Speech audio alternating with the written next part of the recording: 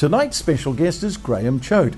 Grahame is still going strong at the age of 83 as the top art dealer in New Zealand. Operating out of Parnell, Grahame founded the International Art Centre 40 years ago, and where today New Zealand's art investors gather to put a price on the dreams of the artist. We welcome Grahame Chote as our special guest on The Beat Goes On. Welcome to The Beat Goes On, Grahame Chote. Thank you for having me. Good to see you on the program. And I'm impressed, Grahame, because you run a fabulous business, the International Art Centre, and there's no sign of you slowing down. A fabulous age of 83 years old. Good on you, Grahame. Well, I don't. I have a pretty good lifestyle now. It's not as fast as it used to be. I learnt, as you get older, you learn a few things, of course. I learnt that make haste slowly. And I found that's invaluable, especially when you're making decisions. If my adrenaline's pumping, my decisions can be wrong. They're too enthusiastic, or they're just too enthusiastic, and I wish next day I'd approach something in a different way. It would have been more fruitful. You love what you're doing, don't you? That's one of the great things about aging. If you love what you're doing, you've got all the energy in the world. Yes, I think that's why I've been successful, because it's given me art dealing, and dealing with art has given me a great life. I've been all around the world many times. There's not much we haven't done.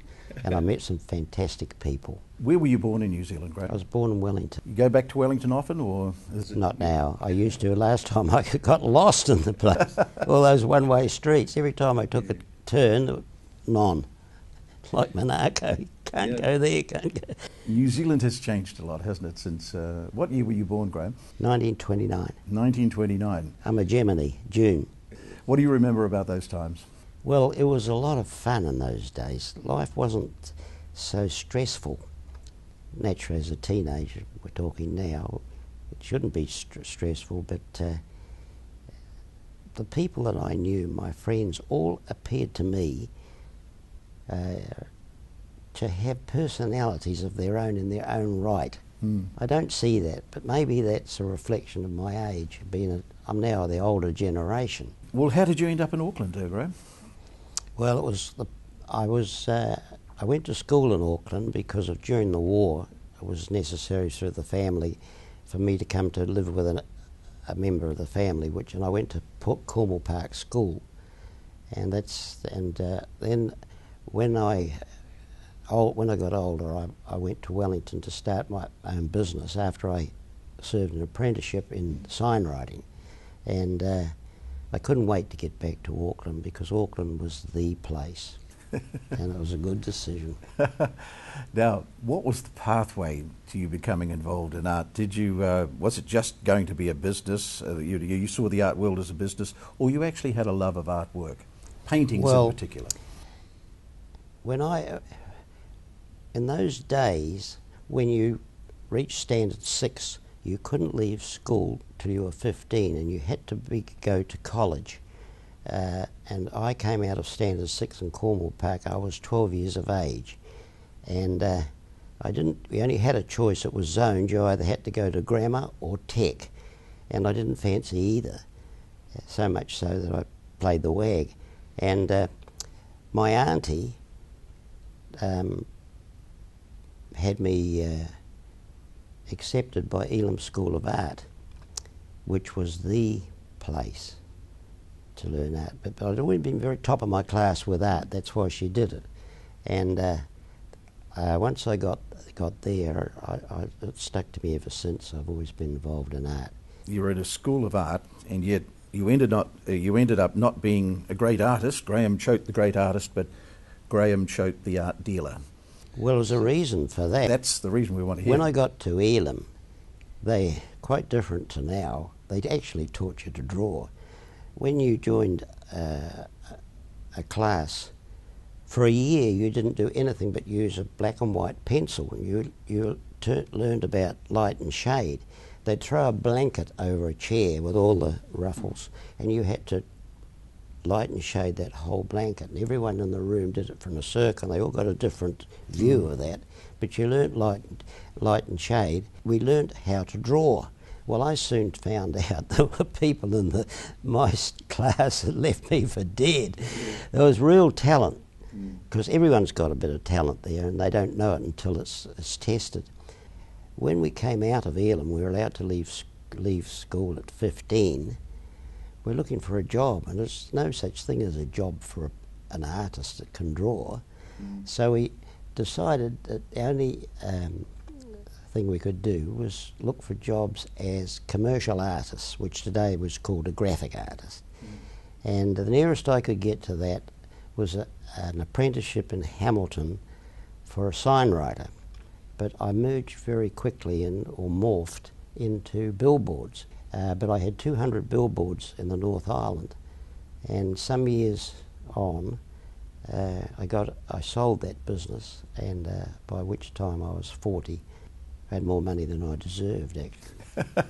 So I couldn't retire. I was too young to retire. I had too much energy to even think about it. And all my friends at that time were either motor dealers or property developers, and I didn't fancy either. So I thought, well, take a week off, a year off, to figure out what I'm going to do. And I was on a plane going up to Hong Kong, my wife and I pulled out a flight magazine. It was the story of Lord Devine, the most famous art dealer the world has ever seen. And I thought, well, this might be the way to go, because over time I had collected an art collection of my own, small one. So I thought, well, first thing I'll do, I better buy some art.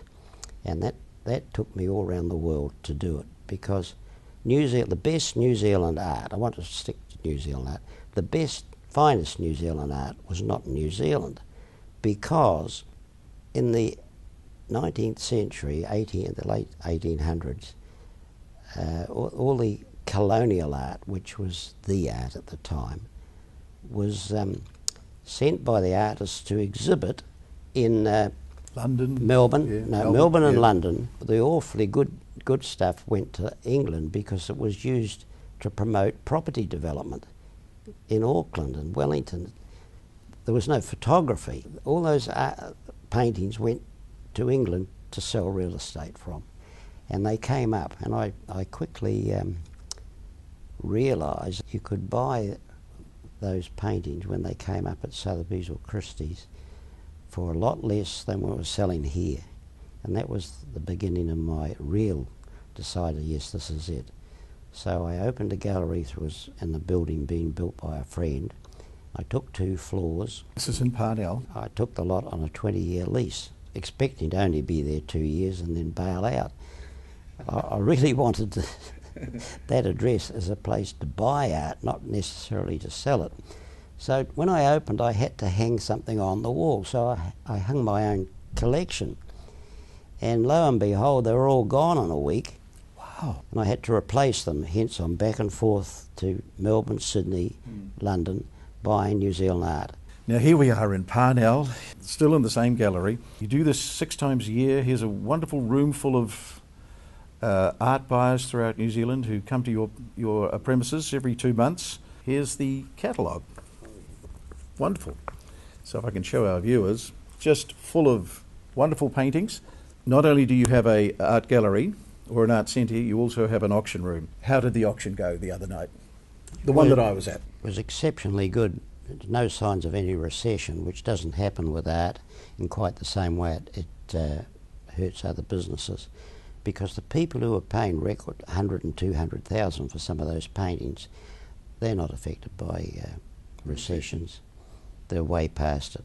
About 40% of that auction was not sold to people in the room. They were telephone bids.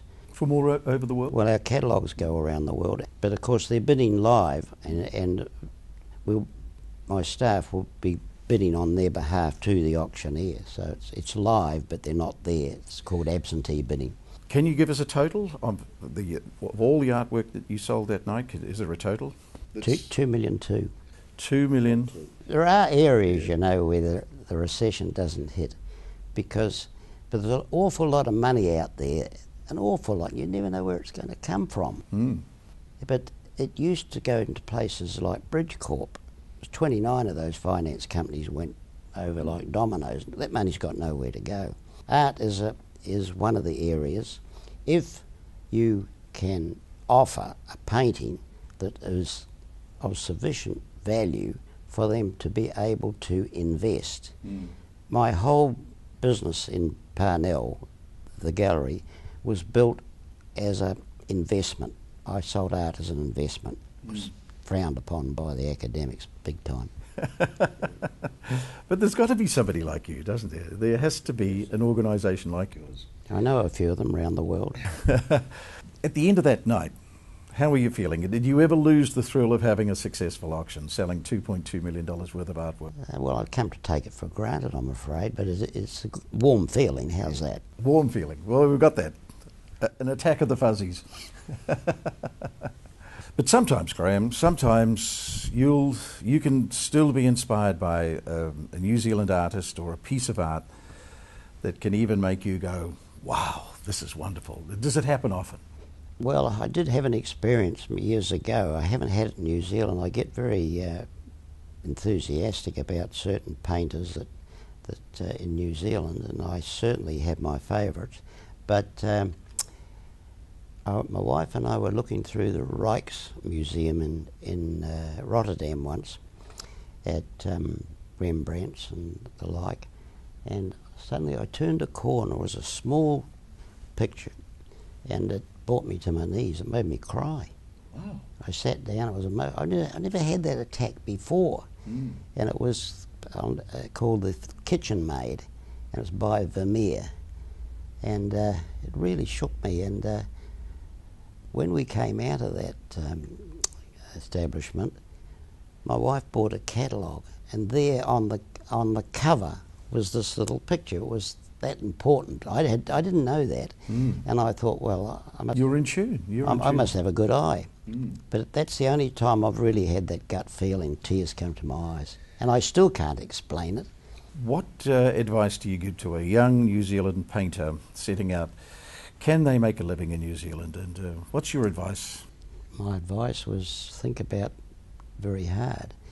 First of all, they need to assess realistically what is the level of their talent. They have to be successful and really successful to have a household name eventually. They have to have a technique that is theirs individually, so that you don't need to read the signature to see who painted. You know that's by a certain artist. It's because of the technique that they've developed. Now, starting from scratch, I wouldn't recommend.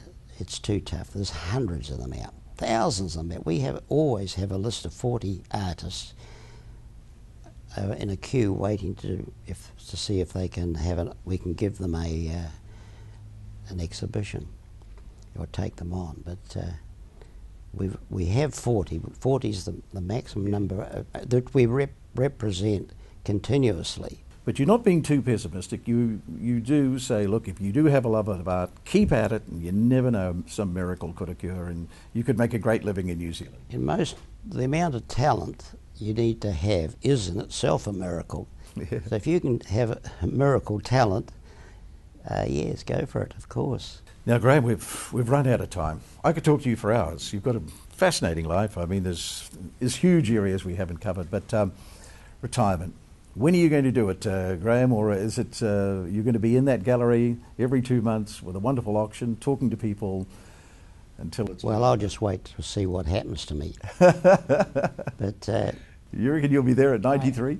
I don't travel at the same speed as I used to before, but I do have an insatiable attraction for projects, new projects. Right now I'm very much involved in marketing reproductions of famous artists on the internet. Do you think that's what keeps you going, that keeps you young, is that all these business new projects, models won't stop coming to me? Yeah, that gives you the energy to keep going. I'm basically an entrepreneur. Well, Grahame, wonderful as an entrepreneur to spare us some time, come and see us today, and many, many more happy and successful auctions. Thank you.